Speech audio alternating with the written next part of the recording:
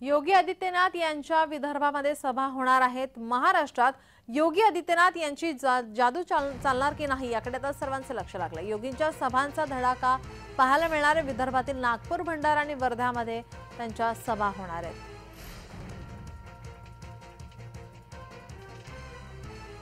विदर्भातील नागपूर, भंडारा आणि वर्ध्यामध्ये सभा होणार आहे।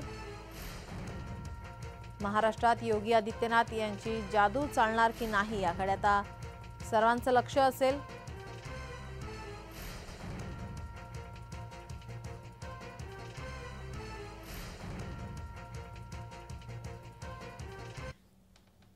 वर्ध्यातून सभास्थळावरून आढावा घेतला आमचे प्रतिनिधी प्रमोद पाणबुडे यांनी। पाहूयात।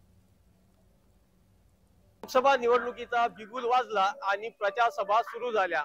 आज महायुतीचे उमेदवार भाजपचे जे खासदार आहेत रामदास तडस यांच्या प्रचार सभा आज हिंगणघाट येथे होऊ घातली आहे आणि त्या प्रचार सभेसाठी उत्तर प्रदेशचे मुख्यमंत्री योगी आदित्यनाथ हे हिंगणघाटच्या टाका ग्राउंड वरती सभेला भव्य जाहीर सभेला उपस्थित राहणार आहे।